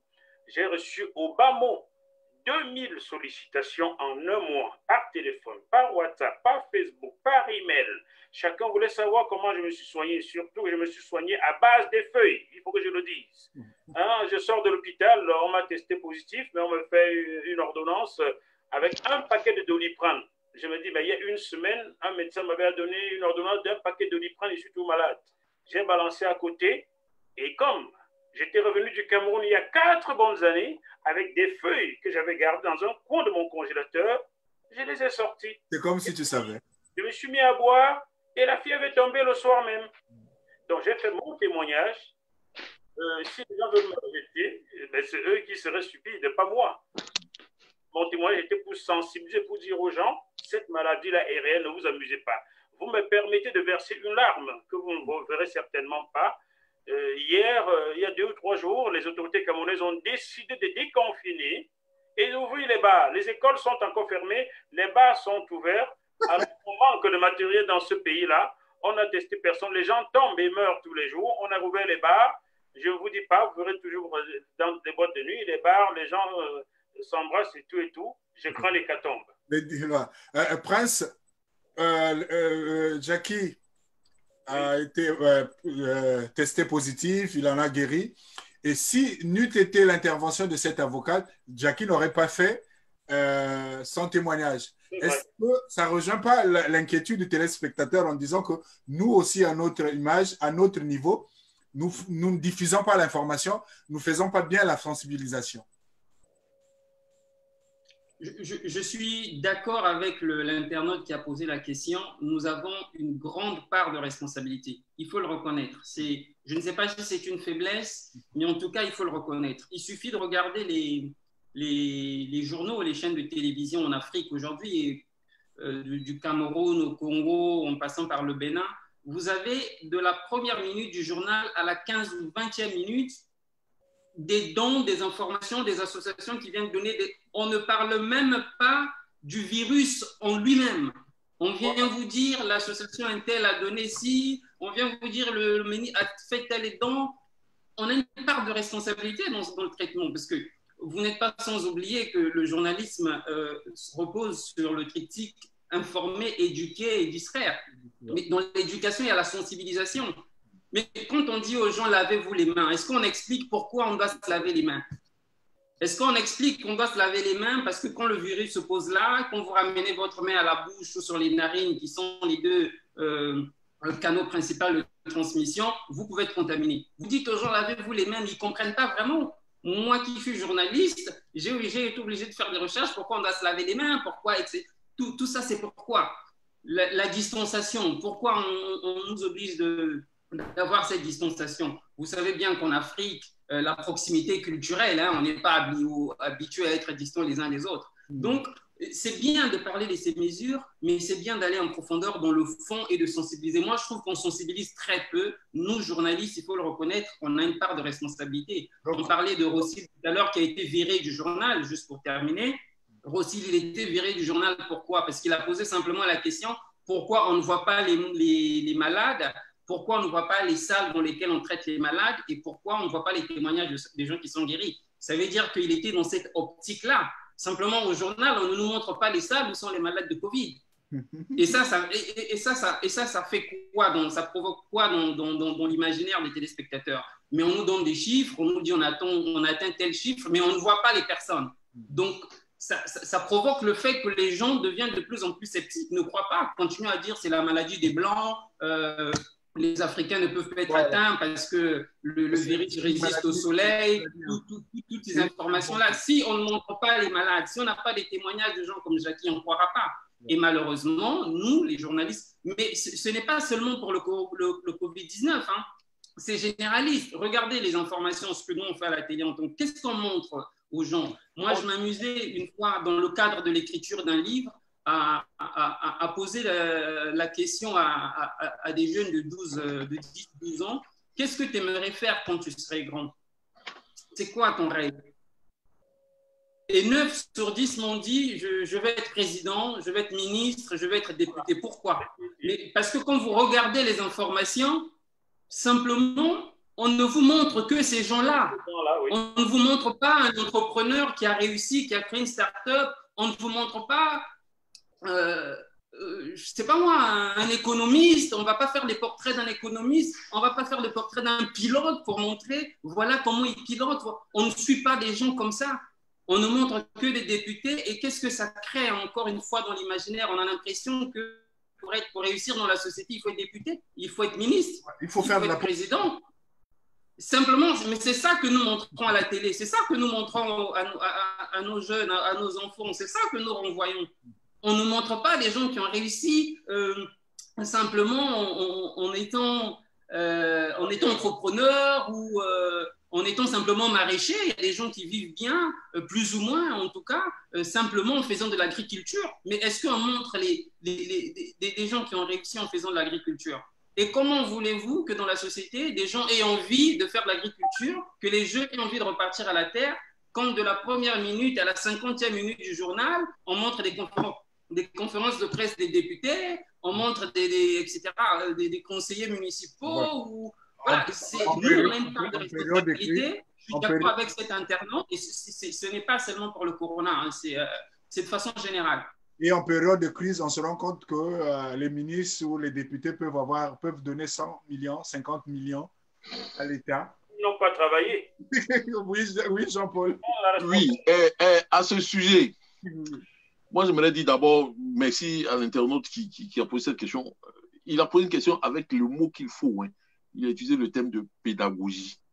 Parce qu'on est resté beaucoup chez nous en Afrique, la sensibilisation, on met les t-shirts, on donne aux gens, les gens sont se balader, casquettes. C'est tellement folklorique que ça ne sert à rien. La vraie question, c'est la question de la pédagogie. Comment un village ou un cadre a construit, un cadre qui était ici en France, a réalisé des choses pour ce village. Aujourd'hui, à cause de la psychose créée par ce virus, par ce Covid-19, nos États, nos dirigeants n'ont pas été capables de faire la pédagogie pour dire cette maladie-là, 90% des personnes qui l'attrapent en guérissent. Plus de la moitié même peut faire la maladie même sans savoir qu'il faut la maladie. Qu'on peut en guérir même sans... On n'a pas été capable de ça. Moi, j'ai fait, pour ma part personnellement, il y a 2-3 semaines, sinon 4 semaines sur ma page Facebook, j'ai fait une vidéo dans laquelle j'ai interpellé les personnalités, le pouvoir public ivoirien. Le jour où il a fait ça, le lendemain, ils ont changé des discours. Ils ont dit, ah, maintenant, on a manqué de pédagogie. C'était à la veille de la destruction de, comment on appelle ça là, d'un centre de dépistage dans la commune de Yopougon. Ils sont venus déposer un centre de dépistage dans la commune de Yopougon pour dépister les populations, pour savoir ce qui était... Mais dans l'esprit des populations, ça allait être une sorte de centre antituberculeux où on allait déposer des gens qui étaient malades du Covid-19. Et les jeunes de la commune sont venus détruire ce centre. Mais si on leur avait expliqué que non, ce n'est pas ça. Le Covid-19, n'ayez pas peur. Ce n'est pas ça. C'est juste ceux qui sentent des symptômes, ils viennent, on dépiste. Si c'est ça, on t'isole, on te traite, ou bien on t'isole chez toi, on te traite, on te soigne sans problème. Mais ils n'ont pas été capables de ça. Quand tu regardes la télévision, je me rappelle un jour, je regarde la télévision ivoirienne, elle était ici sur le bouquet africain, du président jusqu'au greffier qui suit son ordinateur, le greffier a les gants, le président de la République a un masque fixé au visage. Tous les ministres sont là. J'ai dit, mais vous êtes en conseil des ministres, il y a au moins 2 mètres entre vous. Vous êtes mais ça fait peur. Mais ils ont fait peur aux populations. Ils n'ont pas expliqué en réalité ce que c'est que le Covid-19. On n'a pas fait cette pédagogie. On vient, on distribue des sacs de riz, on distribue, mais ça fait peur. Chez nous, en Afrique, quand on commence à prendre du riz, quand tout le monde commence à magasiner la nourriture, c'est parce qu'il va y avoir la guerre. Donc, mon cher, emmagasinons ça. Nous, on a fait peur aux gens. Donc, du coup, on fait peur aux gens. C'est normal qu'un cadre qui a construit, qui a réalisé qui a construit des écoles, qui a réalisé des villages chez lui au village, qu'on puisse dire, non, son corps ne veut pas le recevoir. Pourquoi il va venir contaminer la terre? Ces populations-là, vous allez dire quoi? Mais quand tu vas les contacter, eux, ils ont une peur effroyable de ce virus. Parce qu'on a fait peur, Jean-Paul, est-ce que la faute n'est pas aux autorités qui n'ont pas fait leur boulot? Mais c'est de ça que je parle. Je dis les gouvernants. Mais derrière cela. C'est un défaut de communication, en fait. Ce n'est pas un défaut de communication. Moi, personnellement, je m'engage. Je m'engage. Je dis c'est volontaire. Parce que je n'arrive pas à comprendre. Je dis ceux-là ne sont pas des cons. Ceux qui nous dirigent ne sont pas des cons. Ils sont là à l'école comme nous. Beaucoup même ont eu plus de diplômes que nous. Beaucoup même lisent beaucoup plus que nous. Mais quand ils posent un acte, ils le font exprès. Parce que je n'arrive pas à comprendre. Alors, la question de volontariat, moi, ça me paraît un peu... je parlerais peut-être d'incompétence quelque part, parce qu'on a vu, c'est une situation qui a dépassé, nous on a vu au Congo par exemple, c'est une situation qui a dépassé le gouvernement et a montré les failles de la gestion chaotique du système en place, de l'incompétence avérée du ministère de la Santé en termes de sensibilisation, en termes de pédagogie, d'accompagnement des populations ou tout simplement des soignants. Donc, la marquise. Que c'est un fait volontaire, moi je reste assez...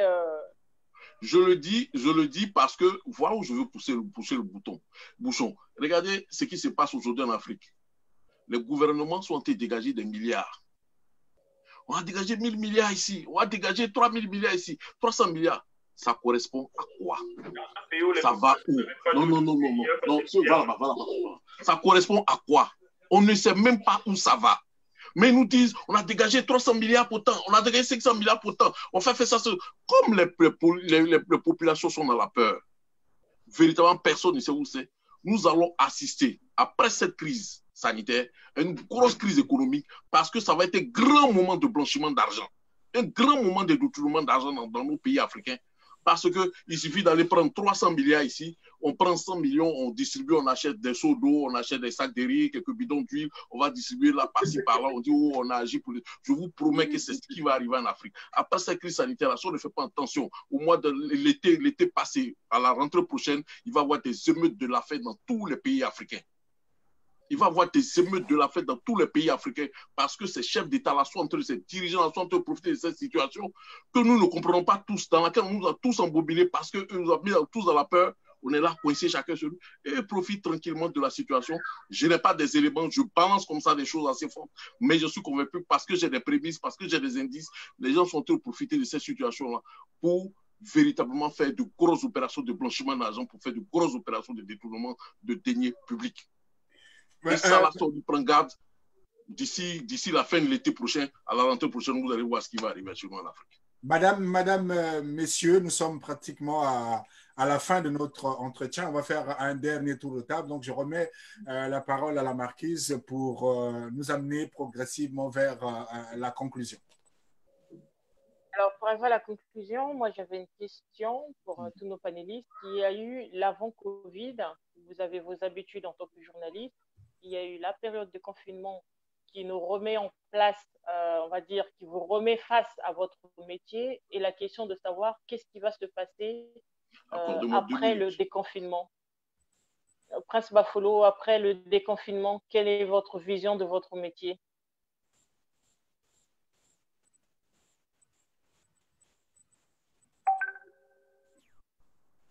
Allô, je crois qu'une question m'a été posée, je n'ai pas bien entendu. Oui, Prince, je parlais qu'il y a eu l'avant-Covid, il y a eu le confinement, et il y aura l'après-Covid. Quelle sera votre vision en fait, de votre métier de journaliste d'après-Covid? Alors moi, je pense que le métier restera le même. Hein. Il y a aucun souci là-dessus, mais je reviens à ce que je disais au début.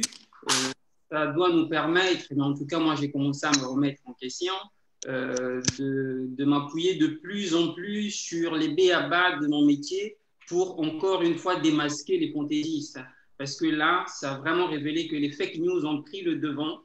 Les fake news, aujourd'hui, ont été tellement relayées qu'à certains endroits, dans certaines parties du monde, et en l'occurrence en Afrique, ça fait des dégâts. Donc, en tant que journaliste, ça me responsabilise encore plus en se disant, il faut que je fasse des efforts pour produire de l'information vraie, crédible, de sorte que les fake news, les personnes qui utilisent les fake news ou des médias qui rapportent simplement des rumeurs, soient des médias, en tout cas, qui ne sont pas considérés au même titre que soit mon média, le média de Jacquet, etc. Donc, pour faire court, l'idée aujourd'hui, après le Covid, c'est de jouer sur la crédibilité. C'est la crédibilité des journalistes qui se joue. Il faut faire un effort d'aller au-delà des fake news. Il faut faire un effort d'emmener les lecteurs, les internautes et les téléspectateurs à faire la différence entre les journalistes, les vrais journalistes, et les, entre guillemets, youtubeurs ou, entre guillemets, blogueurs non professionnels qui viennent simplement salir la profession et qui viennent sur la toile pour raconter des ragots. Pour moi, c'est un défi. L'après-Covid doit me permettre, je me remets déjà en question, l'après-Covid doit me permettre de jouer réellement mon rôle. Jackie, après-Covid? L'après-Covid, JMTV+ continuera de faire son travail comme il le faisait déjà hier. Il est certain que de plus en plus, les populations demandent des informations, puisent ça et là sur Internet, et avec la montée de l'activisme en Afrique et le développement de la technologie, tout le monde aujourd'hui s'improvise journaliste. Mais on reconnaît toujours le bon journaliste par son travail. Je resterai tel que je suis, je ne me précipiterai pas. Je ne ferai pas la course au nombre de vues. Non, si je ne fais que 10 vues, parce que j'ai fait 10 bonnes vues, donc je ne changerai rien aux méthodes qui étaient les miennes d'hier. Je poursuivrai comme ça. Et même si on ne me reconnaissait pas aujourd'hui, on me reconnaîtra un jour. Voilà. Merci, Jackie. Jean-Paul, l'après-Covid. Oui, ben, je pense que Prince et Jackie ont dit l'essentiel, hein, c'est-à-dire nous ramener aux fondamentaux de notre métier et rester, Jackie, il a ajouté une chose essentielle, comme il est convaincu que lui, ce qu'il fait là, c'est ça, et rester ça.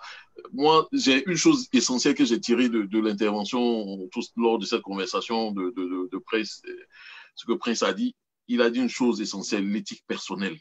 On parle d'éthique personnelle, c'est vrai, il y a son éducation, tout ça, mais c'est ce qu'on appelle, moi je me rappelle de mes séminaires il y a à peu près 20 ans auxquels j'ai participé avec Hervé Bourges. Je disais, le journaliste a quelque chose d'essentiel avec laquelle il travaille. S'il perd ça, ça ne sert à rien. Même s'il fait les plus grosses investigations, mais le fait que sa réputation soit salie. Un journaliste qui a une mauvaise réputation, il n'a qu'à faire la plus grosse enquête. On n'écoutera pas son enquête ou on ne lira pas son enquête. On va aller réaliser l'enquête de quelqu'un aussi sur le même sujet. On sait il nous disait comme ça, il dit, il y a des gens, quand ils ouvrent le journal, ils cherchent la signature de quelqu'un. Ils cherchent, par exemple, il veut lire dans ce journal-là, Jackie travaille dedans, il veut lire Jackie. S'il ne trouve pas Jackie, il dépose. Pour dire, voilà pourquoi ce métier a cette spécificité du fait que quand on écrit, on peut travailler dans une rédaction qui est une équipe, mais tu signes de ton nom. C'est une signature, c'est une valeur, c'est une marque. Moi, je pense que chacun, de façon personnelle, d'abord, doit se rendre compte de cela pour dire que je sais ce que je fais. Je connais mon métier. Si cet écrivaillon-là, il estime qu'il est journaliste, c'est son problème. D'autres, moi, me reconnaissent ou me reconnaîtront dans mon travail, dans ceci, au fil de mon temps. Donc, moi, je pense que c'est cela, il faut qu'on reste sur les fondamentaux de notre métier. C'est vrai qu'aujourd'hui, on consomme l'information pas de la même façon qu'il y a 10-20 ans, vu les réseaux sociaux, Internet, ce qu'on appelle l'INTIC. Mais c'est à nous d'adapter notre manière de traiter nos méthodes, nos codes à ces nouveaux outils, à ces nouvelles technologies de l'information et de la communication.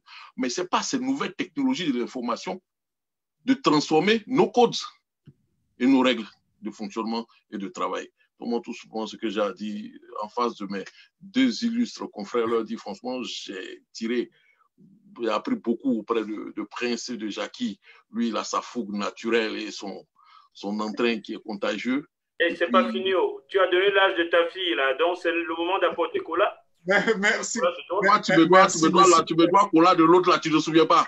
Voilà, Jean-Paul, on aura le temps de parler. Merci à vous, merci à Jean-Paul Auro, je rappelle qu'il est président de l'Union des journalistes ivoiriens en France. Merci à Jackie Mofo, qui est PDG de JMTV+. Merci à Prince Bafolo, directeur de hémicycledafrique.com. Cette fois-ci, je dis sans problème. Et toutes mes excuses pour la difficulté que nous avons eue à joindre Vanessa Nguema, qui était notre invitée, qui est journaliste et reporter d'images et community manager. Toutes nos excuses pour ce cafouillage et toutes nos excuses également à Vanessa qui, j'en suis sûr, avait des choses intéressantes également à ajouter à notre débat.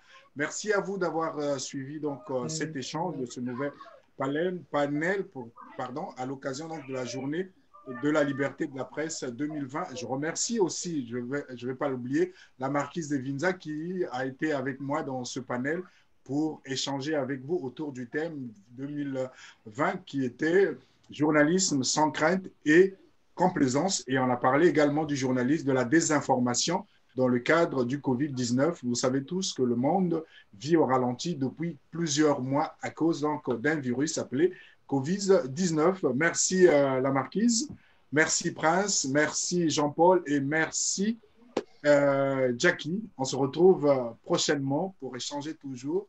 Et je laisse la place donc au dernier panel de la soirée pour clôturer donc cette journée de la liberté de la presse. Merci à vous. Allez. Merci à vous.